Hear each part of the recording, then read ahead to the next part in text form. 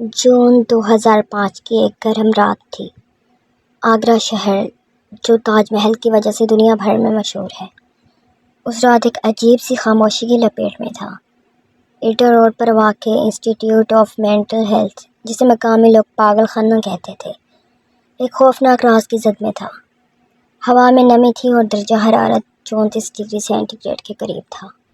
گہرے کالے بادل آسمان پر چھائے ہوئے تھے اور بجلی کی چمک کبھی کبھار آسمان کو چیر دیتی تھی۔ ہلکی پھوار برس رہی تھی جو شہر کی گلیوں کو مزید سنسان بنا رہی تھی۔ یہ پاگل خانہ 1859 میں قائم ہوا تھا۔ اس کی پرانی دیواریں کائی اور دھول سے اٹ چکی تھیں اور لوہے کے بھاری دروازے زنگ آلود ہو چکے تھے۔ مقامی لوگوں کا کہنا تھا کہ یہ جگہ صرف ذہنی مریضوں کا علاج نہیں کرتی، بلکہ اس کی خالی راہداریوں میں رات کے وقت عجیب آوازیں گونجتی تھیں، چیخیں، سرگوشیاں اور کبھی کبھی ایسی ہنسی جو سننے والوں کا خون جما دیتی تھی۔ کہا جاتا تھا کہ یہاں کے پرانے وارڈز میں ان مریضوں کی روحیں بھٹکتی ہیں جو کبھی علاج کے دوران مر گئے تھے۔ کچھ لوگ تو یہ بھی کہتے تھے کہ پاگل خانے کے پچھلے حصے میں ایک پرانا کنواں ہے جس میں ایک خاتون کی روح رہتی ہے جو ہر چند سال بعد اپنا بدلہ لینے آتی ہے۔ اسی رات پاگل خانے کے پچھلے حصے میں، جہاں پرانا مردانہ وارڈ تھا، ایک خوفناک واقعہ پیش آیا۔ ایک 50 سالہ خاتون کی لاش جس کی شناخت نہ ہو سکی، وارڈ کے قریب ایک کھلے میدان میں پائی گئی۔ اس کا جسم خون سے لت پت تھا اور اس کے بازو کٹے ہوئے تھے۔ وہ ایک پھٹی پرانی ساڑی میں تھی جس کا رنگ دھندلا ہو چکا تھا۔ لاش کے قریب زمین پر خون کے دھبے پھیلے ہوئے تھے اور عجیب بات یہ تھی کہ اس کے کٹے ہوئے بازو وارڈ کی چھت پر پائے گئے تھے۔ مقامی لوگوں نے جب یہ منظر دیکھا تو ان کے رونگٹے کھڑے ہو گئے۔ کسی نے فوراً پولیس کو اطلاع دی۔ آگرہ پولیس اسٹیشن سے انسپکٹر راجیش کمار اپنی ٹیم کے ساتھ جائے وقوع پر پہنچے۔ راجیش ایک تجربہ کار افسر تھے، لیکن اس منظر نے انہیں بھی ہلا کر رکھ دیا۔ لاش کے قریب کوئی سراغ نہیں تھا، نہ کوئی اسلحہ، نہ کوئی پاؤں کے نشانات اور نہ ہی کوئی گواہ۔ بارش کی وجہ سے زمین کیچڑ سے اٹ چکی تھی جس نے شواہد کو اور مشکل بنا دیا۔ راجیش نے لاش کو پوسٹ مارٹم کے لیے بھیجا اور تحقیقات شروع کر دی۔ یہ واقعہ کوئی اچانک نہیں تھا۔ 2005 میں آگرہ کے پاگل خانے کے بارے میں پہلے بھی عجیب کہانیاں گردش کر رہی تھیں۔ اسی سال جون کے شروع میں ایک مریض، رام لال، رات کے وقت وارڈ سے غائب ہو گیا تھا۔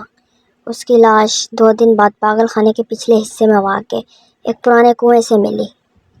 پولیس نے اسے خودکشی قرار دیا، لیکن مقامی لوگوں کا کہنا تھا کہ رام لال کو کوئی دیکھ نہ آنے والی طاقت لے گئی ہے۔ اس واقعے نے پاگل خانے کے عملے اور مریضوں میں خوف پھیلا دیا تھا۔ راجیش نے تحقیقات کے دوران پاگل خانے کے عملے سے پوچھ گچھ شروع کی۔ وارڈن مسٹر گپتا ایک بوڑھے آدمی تھے جنہوں نے 30 سال پہلے یہاں کام کیا تھا۔ انہوں نے راجیش کو بتایا کہ خاتون کی لاش والی جگہ پر پہلے بھی عجیب و غریب واقعات ہو چکے تھے۔ کئی سال پہلے ایک مریضہ جس کا نام لکشمی تھا، اس نے اسی جگہ خود کو آگ لگا لی تھی۔ اس کے بعد سے رات کے وقت وہاں عجیب سائے دیکھے جاتے تھے۔ گپتا نے یہ بھی بتایا کہ کچھ مریض رات کو چیخنے کی آوازیں سنتے ہیں، لیکن جب عملہ وہاں پہنچتا ہے تو کچھ نہیں ملتا۔ راجیش کو شک تھا کہ یہ قتل کوئی انسان ہی کر سکتا ہے، لیکن پاگل خانے کی بند دیواروں اور سخت سیکورٹی نے اسے پریشان کر دیا۔ وہ رات بھر جا کر پاگل خانے کے ریکارڈ چیک کرتے رہے۔ انہیں پتہ چلا کہ کچھ مریضوں کو رات کے وقت عجیب رویے کی شکایت تھی۔ ایک مریض، جسے سب بابا کہتے تھے، اکثر رات کو اٹھ کر وارڈ کی دیواروں پر عجیب علامتیں کھینچتا تھا۔ یہ علامتیں کبھی خون سے، کبھی کوئلے سے بنائی جاتی تھیں۔ راجیش نے بابا سے ملنے کا فیصلہ کیا۔ بابا ایک 60 سالہ آدمی تھا جس کے بال سفید اور لمبے تھے۔ وہ خاموشی سے اپنے بستر پر بیٹھا تھا، لیکن جب راجیش نے اسے قتل کے بارے میں پوچھا تو اس کی آنکھوں میں ایک عجیب چمک آ گئی۔ اس نے دھیمی آواز میں کہا، "وہ واپس آتی ہے، وہ سب کو لے جاتی ہے۔" راجیش نے پوچھا کہ وہ کون ہے، لیکن بابا نے کوئی جواب نہیں دیا اور خاموش ہو گیا۔ راجیش نے بابا کے کمرے کا معائنہ کیا تو اسے دیوار پر کھینچی گئی ایک علامت ملی، ایک دائرہ جس کے اندر ایک عجیب سا چہرہ بنا تھا۔ یہ علامت دیکھ کر راجیش کا دل دھک دھک کرنے لگا۔ اگلی رات راجیش نے اپنی ٹیم کے ساتھ پاگل خانے میں رات گزارنے کا فیصلہ کیا۔ انہوں نے مردانہ وارڈ کے قریب کیمرے لگائے اور رات کے وقت نگرانی شروع کی۔ رات کے تقریباً 2 بجے ایک عجیب آواز گونجی، جیسے کوئی دھات زمین پر گھسیٹ رہا ہو۔ راجیش اور اس کی ٹیم فوراً نواز کی طرف بھاگے۔ وہ کھلے میدان میں پہنچے جہاں خاتون کی لاش ملی تھی۔ وہاں کچھ بھی نہیں تھا، لیکن زمین پر تازہ خون کے دھبے تھے۔ راجیش نے اپنی ٹارچ کی روشنی ادھر ادھر پھیلائی اور اچانک اسے ایک سایہ نظر آیا جو وارڈ کی چھت کی طرف بھاگ رہا تھا۔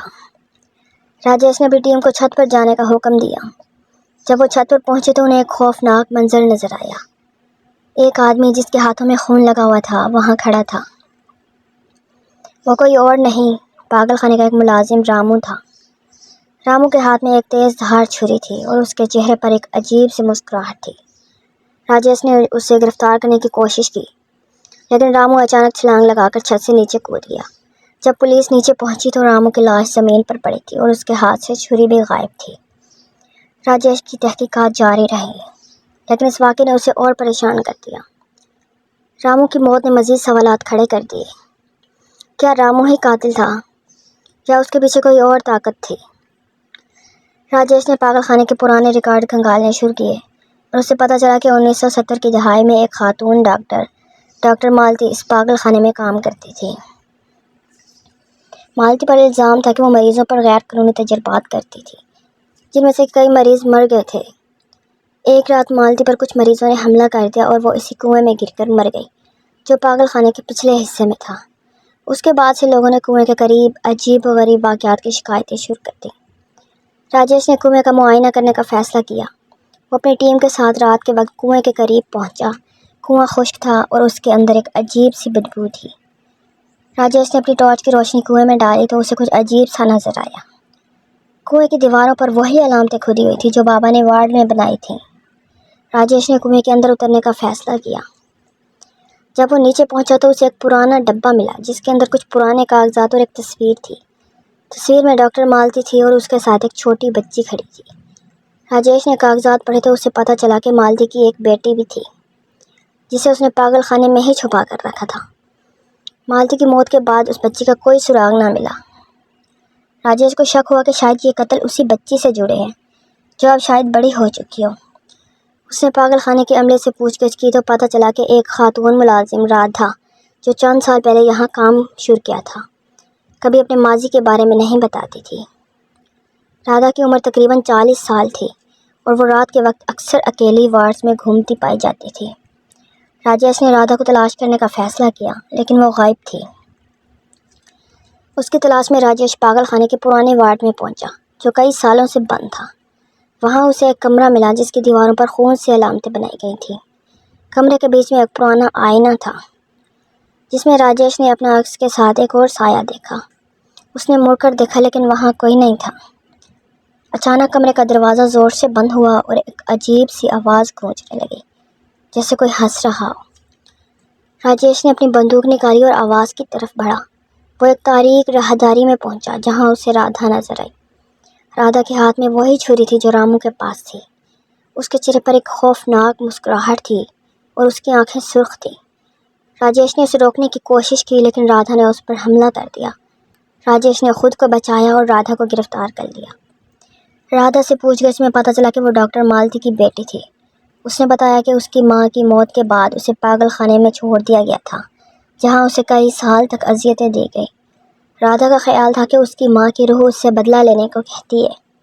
اس نے خاتون کا قتل کیا اور رامو کو اس کا ذمہ دار بنایا، لیکن جب راجیش نے اس سے کنویں کے بارے میں پوچھا تو رادھا خاموش ہو گئی اور صرف اتنا کہا، وہ ابھی بھی وہاں ہے۔ راجیش نے رادھا کو جیل بھیج دیا لیکن اس کی کہانی نے اسے پریشان کر دیا۔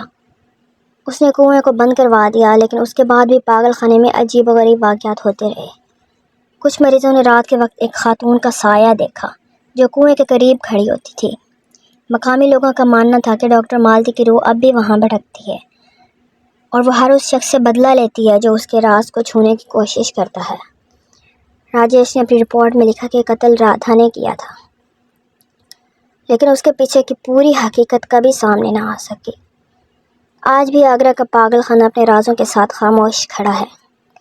رات کے وقت اس کی دیواروں سے چیخوں کی آوازیں سنائی دیتی ہیں اور کنویں کے قریب ایک عجیب سی سردی محسوس ہوتی ہے جو سننے والوں کے دل میں خوف بھر دیتی ہے۔